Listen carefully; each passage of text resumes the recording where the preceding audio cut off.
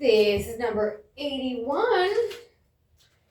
When the men of the five nations, now called forth to become warriors,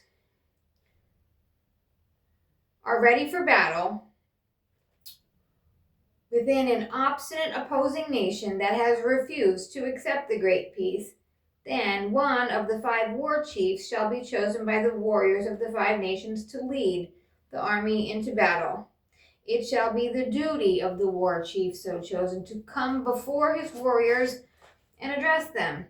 His aim shall be to impress upon them the necessity of good behavior and strict obedience to all the commands of the war chiefs. He shall deliver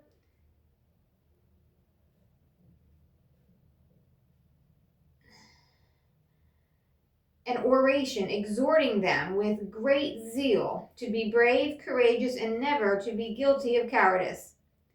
At the conclusion of his oration, he shall march forward and commence the war song, and he shall sing, "Now I am greatly surprised, and therefore I shall use it.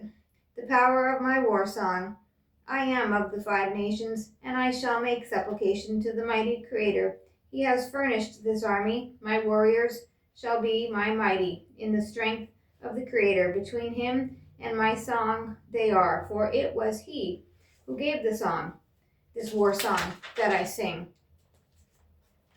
Number 82. When the warriors of the five nations are on an expedition against an enemy, the war chief shall sing the war song as he approaches the country of the enemy, and not cease until his scouts have reported that the army is near the enemy lines, when the war chief shall approach with great caution and prepare for the attack. 83.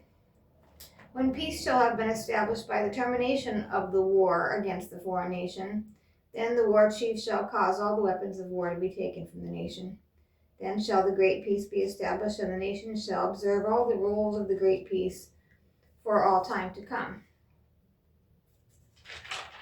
84. Whenever a foreign nation is conquered, or has by their own will accepted the great peace, their own system of internal government may continue, but they must cease all warfare against other nations.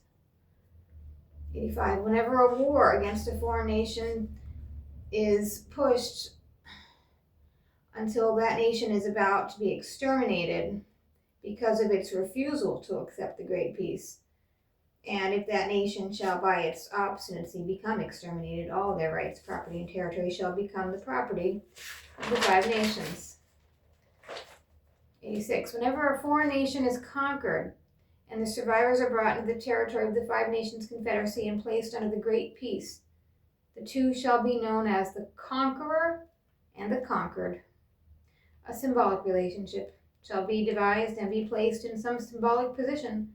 The conquered nation shall have no voice in the councils of the confederacy in the body of the lords.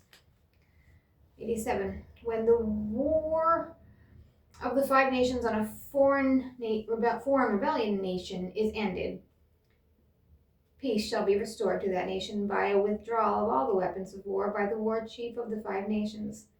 When all of the terms of peace have been agreed upon, a state of friendship shall be established.